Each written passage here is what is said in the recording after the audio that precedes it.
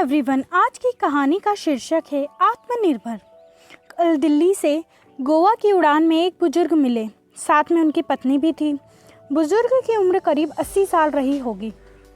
मैंने पूछा नहीं, लेकिन उनकी पत्नी भी 75 पार ही रही होगी। उम्र के सहज प्रभाव को छोड़ दें तो दोनों करीब करीब फिट थे। बुजुर्ग की पत्नी खिड़की की ओर बैठी थी, बुजुर्ग बीच में और मैं सबसे किनारे वाली सीट पर बैठा था। उड़ान भरने के साथ ही बुजुर्ग की पत्नी ने कुछ खाने का सामान निकाला और बुजुर्ग की ओर इशारा किया। बुजुर्ग कांपते हाथों से धीरे धीरे खाने लगे। फिर फ्लाइट में जब भोजन सर्व होना शुरू हुआ तो उन लोगों ने राजमा चावल का ऑर्डर दिया। दोनों बहुत आराम से राजमा चावल खाते रहे। मैंने पता नहीं क्यों पास्ता ऑर्डर कर दिया था। खैर, मेरे साथ अक्सर ऐसा होता है कि मैं जो ऑर्डर करता हूँ मुझे लगता है कि सामने वाले ने मुझसे बेहतर ऑर्डर किया है।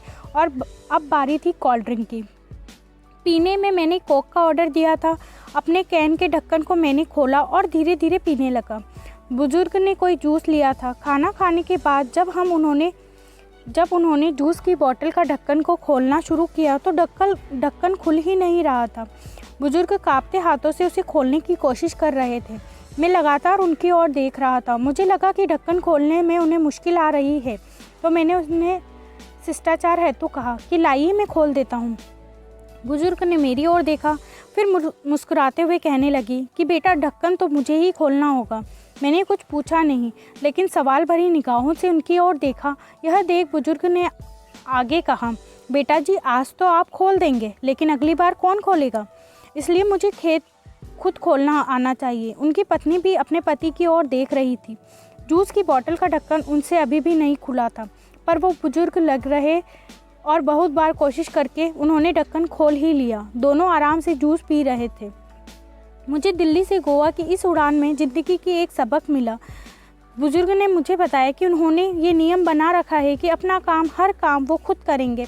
घर में बच्चे हैं, भरा पूरा परिवार है, सब साथ ही रहते हैं, पर अपनी रोज़ की ज़रूरत के लिए वे सिर्फ अपनी पत्नी की मदद ही लेते हैं, बाकी किसी की नहीं। वे दोनों एक दूसरे की ज़रूरतों को समझते हैं। बुजुर्ग ने मुझसे कहा कि जितना संभव हो अपना काम खुद करना चाहिए।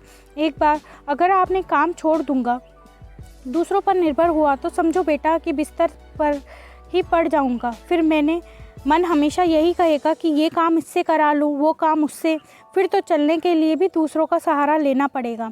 अभी चलने में पाँव कांपते हैं, खाने में भी हाथ कांपते हैं, पर जब तक आत्मनिर्भर रहना चाहिए। हम गोवा जा रहे थे, 2 दिन वहीं रहेंगे। हर महीने में 1-2 बार ऐसे ही घूमने निकल जाते हैं। बेटे बहू कहते हैं कि अकेले मुश्किल होगी, पर उन्हें कौन समझाए कि मुश्किल तो तब होगी ना जब हम घूमना फिरना बंद करके खुद को घर में कैद कर लेंगे। पूरी ज़िंदगी खूब काम किया, अब सब बेटों को देकर अपने लिए महीने के पैसे तय कर रखे हैं और हम दोनों उसी में आराम से घूमते हैं। जहाँ जाना होता है एजेंट टिकट बुक करा देता है, घर पर टैक्सी आ जाती है, वापसी में एयरपोर्ट पर भी टैक्सी आ जाती है। होटल में कोई तकलीफ़ होनी नहीं है। स्वास्थ्य उम्र अनुसार एकदम ठीक है। कभी कभी जूस की बोतल ही नहीं खुलती, पर थोड़ा दम लगाओ तो वो भी खुल जाती है। मेरी तो आंखें ही खुली रह गई। मैंने तय किया था कि इस बार की उड़ान में लैपटॉप पर एक पूरी फिल्म देख लूँगा, पर यहाँ तो मैंने ज़िंदगी की पूरी फिल्म देख ली। एक वो फिल्म जिसने जीवन जीने का संदेश छिपा है। जब तक हो सके आत्मनिर्भर रहो, अपना काम जहाँ तक संभव हो स्वयं ही करो। Thank you.